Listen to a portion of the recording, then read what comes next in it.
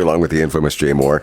The infamous Jay Moore show today. And Jay, you got somebody special on the phone. Yes, let's do it, Pat Porter. Right. I'd like to introduce everybody here listening to 468EQ to the great, one of my favorites in the day that I grew up with and loved, the great Erica Ehm.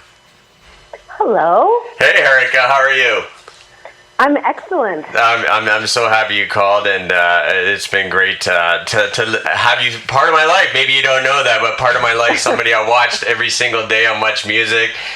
I don't know. I just almost at a loss for words, but like coming from your end, like, hey, you did it. Like, how was that experience for you? Like, where did it come from? Where did it start? I'm just kind of curious.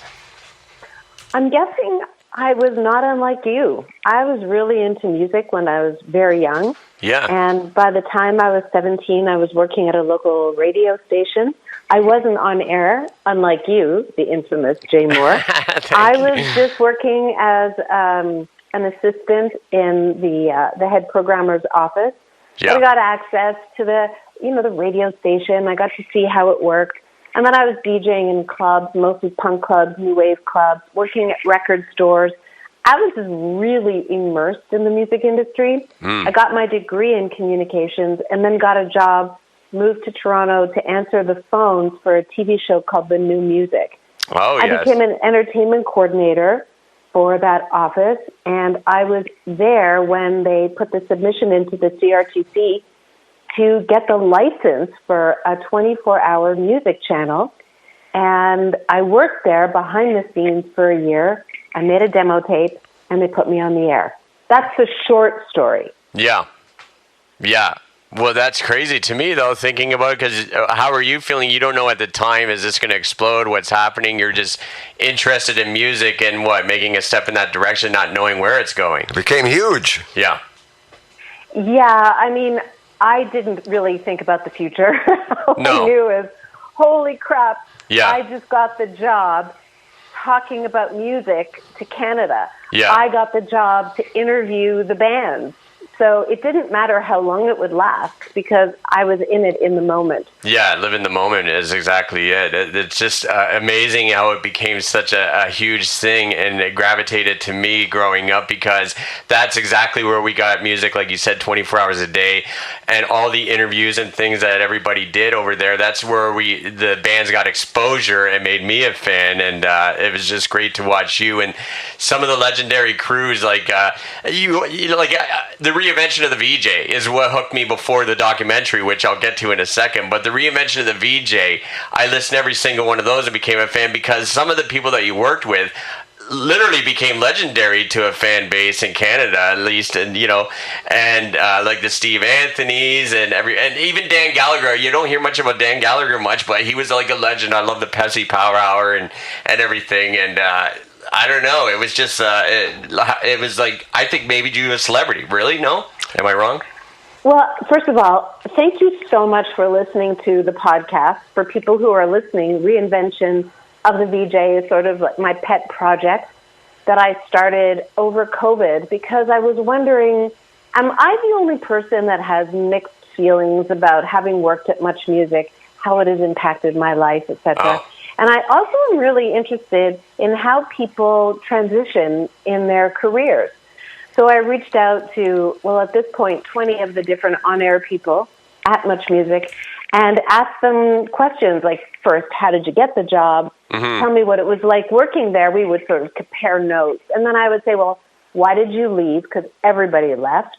And then I asked them, so what did you do after? What was that transition like? Because if you're in a job like yours, for example, or mine at Much Music, where people know you for a certain thing, mm-hmm. It's very hard to change people's perceptions of who you are. Super hard. So we had some really fantastic conversations, and ironically, the podcast is what became the basis for the film 299 Queen Street West, which is a documentary that's screening tonight in Hamilton. Yeah. Sean Menard is a pretty young guy, and he actually grew up at the tail end of Much Music, but didn't even know my name. He was too young to know who I was. Yeah. But he discovered me on YouTube. And he reached out to me and asked me if I would participate in this documentary. And at first, I was like, I don't think so, buddy. But the more I talked to him, I realized that he had a very strong perspective and a very unique story that he wanted to tell from his perspective. You know, this is not the definitive story about Much Music. Yeah. It is Sean Menard's definitive telling That's of Much interesting. Music. Mm-hmm. Erica, I have a question for you. It's Pat here, but I wanted to ask you because, radio business, I've been in radio for a while, and so has the infamous Jay Moore. You get out in the community, and unless people see you all the time at a stage show or something, they don't recognize you because you're just on the radio and it's audio. But your face was all over Canada on the television every day. How'd that make you feel when you went out to a variety store and people said, "It's Erica Ehm"? How did you cope with that? You're so jealous, Actually, Pat, it's a great question. I have to say it really freaks me out. It really freaks me out because I never really wanted to be famous. I was, first of all, Canadian famous, which is different than being traditionally famous. Right. But I will say that I would say 99.9% of the time when people say hi to me or stop me, they're incredibly polite. So the only weird thing is that when I walk into a room, even to this day, I'm kind of at a disadvantage because everybody knows, in quotation marks, who I am, and I don't know anybody else. Yes. They have an advantage. They can come up and talk to me, and they know sort of who they're talking to. I don't have that same benefit. It's a one-way mirror, isn't it? Yeah. So, and it's still there because I haven't left the public eye for 40 years. Right. I've gotten older. I've gotten wiser. I've gotten way more gorgeous. Beautiful. And or so I tell myself.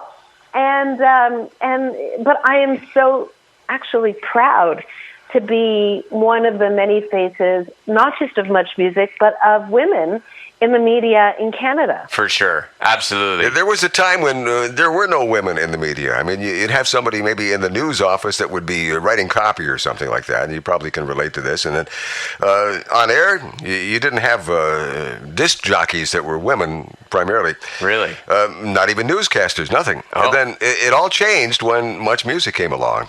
Yeah. And then the women started flooding into the workplace, and all the guys that were working in radio at the time thought, "What's this? They're on our territory. They're taking over here." Really? Yeah, wow. Sure. What do you think about that, Erica? It was I'm grateful for Moses Neimer, who had the vision and the vision, first of all, that people would like to watch women on television talk about music. So that made sense right there. Mm-hmm. But he also really does believe in what is now called diversity and equality.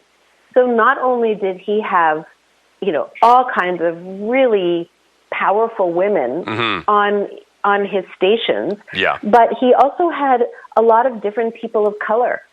And he had people, for example, in wheelchairs or, these unusual disabilities or unique backgrounds. He believed that the people who were on camera at Much Music and City TV should reflect the people watching the show. That's amazing. And again, that was something that I was really proud to be a part of. And when you watch, are you guys going to the movie tonight? I'm going down there, yes. Okay, good. He didn't get me a ticket, Erica. He didn't get me a ticket. No, I bought a ticket, Pat Porter. You should buy yours. Okay. Yeah, there's still tickets available. All so right. you can go, Pat. Yes. I'm hoping to see you there. And when you see the film, you will notice the sort of rainbow of people who were on Much Music, and City TV, all different colors, all different ethnicities, and the ethnicities were in fact celebrated. Yes. So again, such a really special part of Canadian culture. Absolutely, it's iconic, and Moses with the vision to do this. And he also, is it true that there was really no scripts or anything? He kind of opened the doors for you that way too, where creatively you can kind of do your own thing. Is that how it worked? Oh, that's 100% true. Really? There was no script, buddy. We set. So here's the way it worked. is the day before we would get the rundown. So we would have like a 4-page skeleton of the different videos, the order that they would be played, and when there were commercial breaks. And the rest was up to us. So wow. So you just get a time. We would have to come up with what we were going to talk about. So each of us did it differently. So I did a lot of research, and Steve Anthony did less research, but he came up with more sort of shtick. Yes. You know, he wanted to be funny. Yes. So we all had our different approaches to who we were, really, because, you know, again, when you look at through the lens of today, we were all building our own personal brand. Absolutely. You're doing it your own way. You have that creative freedom to do it your own way. And how would you do the research? Because it's kind of before a lot of social media even, right? Like, was there even Google or anything? Or what were you doing? That's a great question. Obviously, because you're in radio, you understand that, you know, that it requires a fair amount of research in order to have stuff to say. Yeah. And so... yes, there was no internet when I sound really like someone's grandmother, but it's true. No, I know. There was no internet at the time, and so we had subscriptions to most of the major rock magazines. Wow, that's really how it worked, eh? Like the Metal Edge, the Hit Paraders, the Circus magazines, you all... Yeah, wow. And Rolling Stone and NME and Billboard, and I would take literally bags of magazines home, and cut them apart. Also remember that I would have to flip through every page to see if there was a mention of any of the artists that I was going to be playing. Sure. It wasn't like they didn't just show up. Yeah. Or what I would have to do is find something that was kind of tangential. So I would find, if I was playing Crowded House and I couldn't find anything new about Crowded House, well, maybe there was something about another band from New Zealand, and I would say, speaking of New Zealand, here's Crowded House. That's a great idea. You just taught me something, Erica. I might have to steal that story. How about liner notes from the albums? Yeah, absolutely.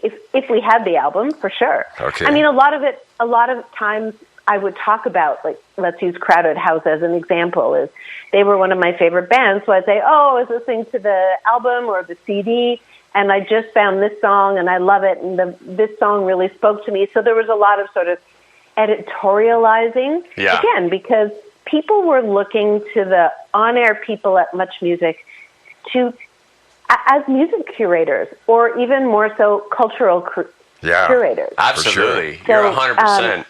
We would share our personal taste in music as well. Yeah, that's awesome. That's awesome. And I love, like, that's exactly what it was, as everybody had their own little thing. Like, I was a huge fan of you, like I say, but Steve Anthony had something a different offer. I like that. I was a huge fan of Dan Gallagher and the game show that he played. I can't remember what it was. Sorry, I didn't do my research. I'm just going off my pattern. Test pattern, yes. You got it. And everybody had their own different personality, their own brand out there, which made Much Music as a whole huge here, at least in Canada. And I think basically it was in the States as well, was it not?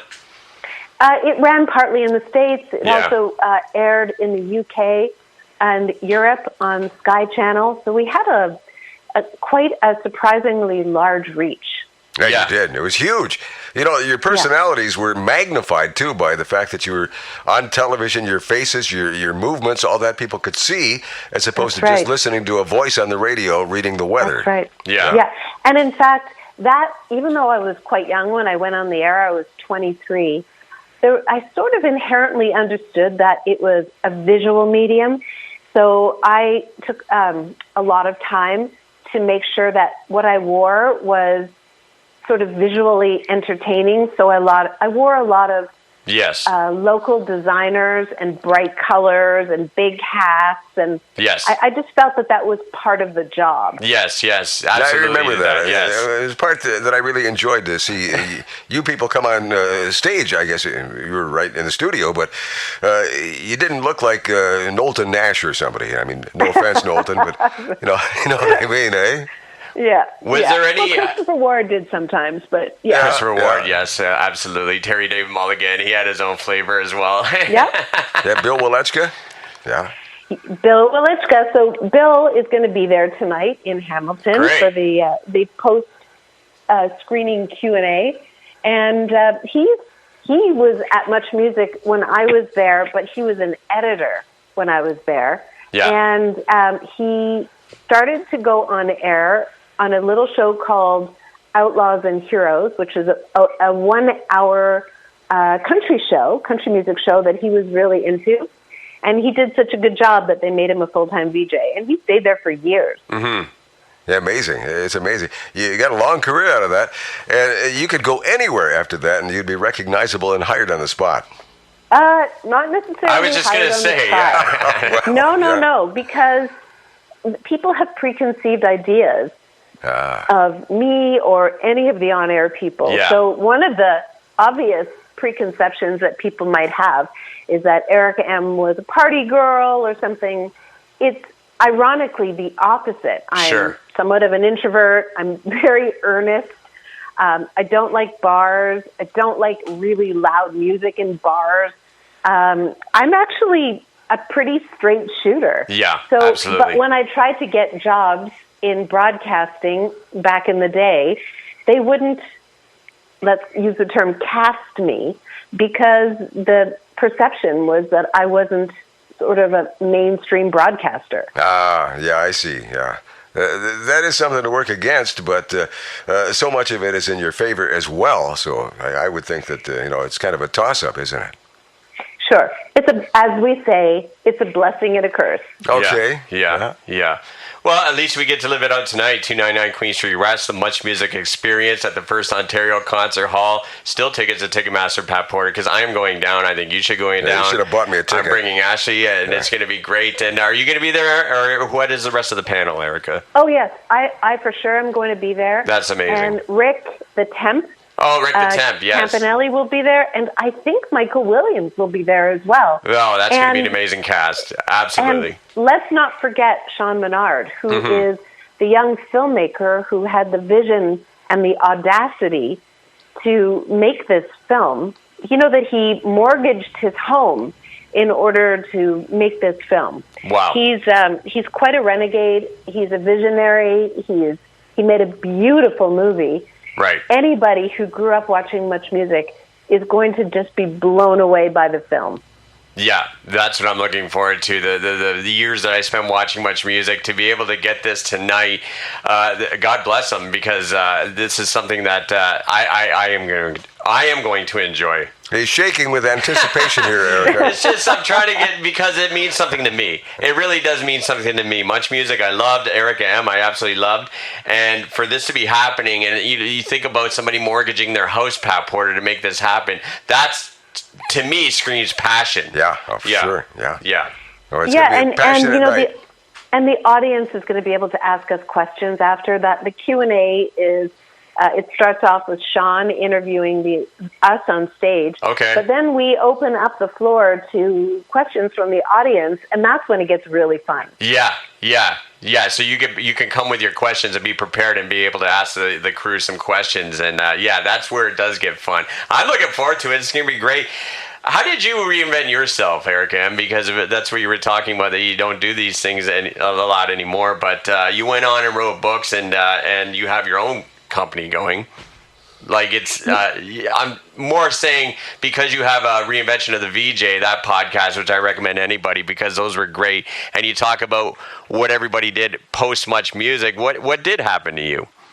Well, weirdly, I got married and had kids. Wow. And usually that's a time in one's life when one sort of nests and takes care of their kids. But for me, I had such a hard time adjusting to motherhood. You did. Because I'm sort of a type A, I like to work. And so I was looking around and I was like, hey, are there any other women who are struggling with being, in quotation marks, just a mom? And I found that there were so many women who felt the same as me, so I started a TV show, which was called Yummy Mummy. And that show was broadcast on Discovery Health around the world and on Life Network in Canada. And that led me to starting a website called YummyMummyClub.ca, which became the biggest online property for women in this country. It's still going strong. Wow. Last year, I sold it to Toys R Us. Really? And I'm still running it for them part-time. Okay. But I'm ready to reinvent yet again. So if you have any ideas, as long as it's funded, come at me. Yes, amazing. Amazing how an opportunist you are. I am such an opportunist. Actually, It's funny because I do a lot of keynotes to often entrepreneurs or business owners, organizations.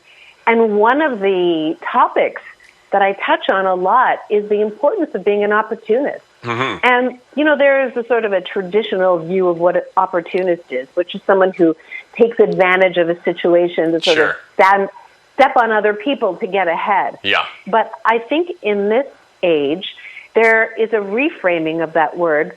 An opportunist, someone who finds mutually beneficial situations where both parties are better for working together. Yes. So those are the kinds of things that I make happen and discover, and really has led to so many of my successes. Yes. I love the way you frame that and put that out there because it makes total sense. That's exactly it. Much like you helping us out here today by calling in, and we're going to help you out by going to the show tonight, and I'm looking forward to that. But it's amazing the way things happen. I think you started at 23, you learned how to brand yourself, work yourself for TV. We went through the struggles, and it's constant reinventing yourself, not just in your situation, but in a lot of people's lives. You kind of are a great speaker for that kind of thing. Fantastic stories. Yeah. Yeah, well, reinvention is what so many people are having to do. The world, it's an interesting statement. It's the world has never moved so quickly, and it will never be this slow again. Wow.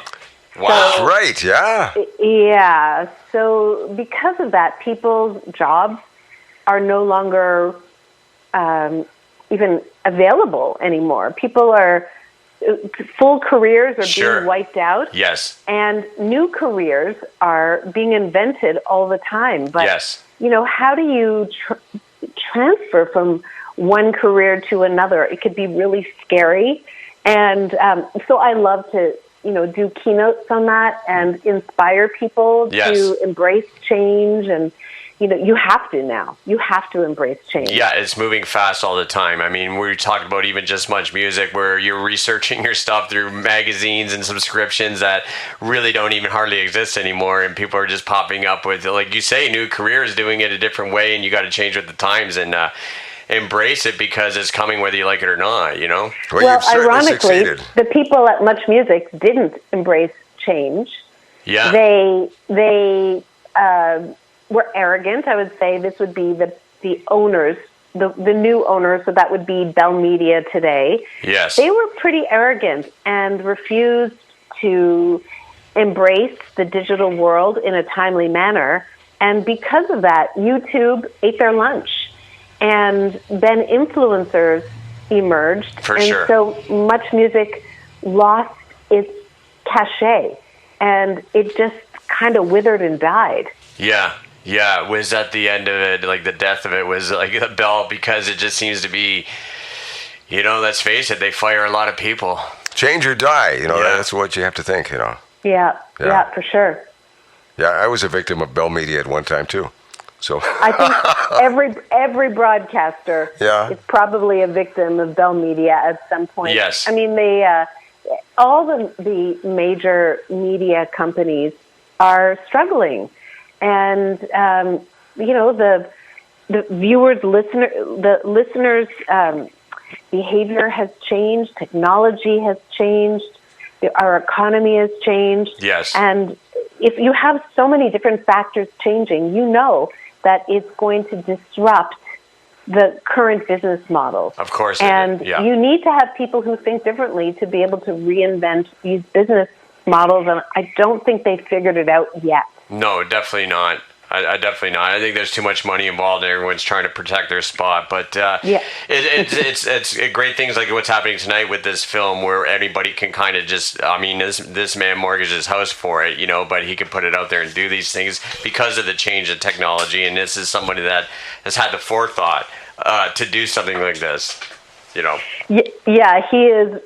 I am blown away by Sean Menard. I mean, not only did he mortgage his house in order to finish the film, but he specifically said that he wanted to take this film across the country. Yeah. And so he is funding that as well. Yeah. So, Jay, the fact that you bought tickets, yes, both Sean and I are very grateful because he is personally paying for every venue. And so every ticket that is being sold is paying him back the down payment that he had to pay to rent the theater. Yes, in Toronto, he rented out Roy Thomson Hall, which is the most prestigious theater in the country, because TIFF, the Toronto International Film Festival, didn't pick his film. Yeah. So he said, I want the VJs to have a red carpet experience. So he literally put Roy Thomson Hall on his credit card. Oh, wow. And gave us a red carpet experience. And luckily, that event sold out. So he was able to get his money back. Wow. Well, listen, I'm supporting him, and this is great because this is a major, major step for anybody to take, and we're going to support it, and I love it. 299 Queen Street West, the Much Music Experiences tonight. Pat Porter, First Ontario Concert Hall at 7:30. Tickets at Ticketmaster. Join me, join everybody that's going to be there. And Pat Porter, do you have any more questions? No, I think Erica has covered everything just splendidly. You've been great, Erica. I'm so quite glad a story. we finally got to do this. Is there anything else you want to plug besides the film tonight? Not at all. I'm excited to see everybody tonight. It's going to be so much fun. Me too. By the way, this is Sean Menard's hometown. It is Hamilton. Sean Menard is from Hamilton, and so is Rick the Temp. Really? So this is a really important night for our gang. Yes. So we're very excited to be here in Hamilton. Absolutely. Tonight. Let's do this for the hometown hero, Sean Menard, for putting this on, man. Yeah, definitely a big round of applause for Sean, and it's going to be great to see the Much Music cast tonight. I'm excited. Get your questions ready, Pat Porter. Yeah. Okay. And Erica, it's been great. Thank you very much for doing this. Anytime. Thanks, guys. We absolutely love you. Okay. We'll see you tonight. All right. Bye. Bye, Erica. That was fantastic, Infamous Jay Moore. Yeah. She really knows what she's talking about. She's great guest. She puts it together in such a great way that you can understand what it's all about. Well, she's a speaker, and I'm proud that she was on the show today. I hope that was great for the 4680Q audience. Again, 299 Queen Street West, the Much Music Experience happens tonight. First Ontario Concert Hall in Hamilton. Tickets at Ticketmaster. Shout outs to Sean Menard for putting this movie together. And shout outs to Erica Ehm and the crew and the cast. And this is going to be a great, great night tonight. All right, you'll have to tell me about that tomorrow then for sure. Just buy a ticket. Don't be so cheap. Yeah. For God's sake. All right. We're gonna go out here tonight.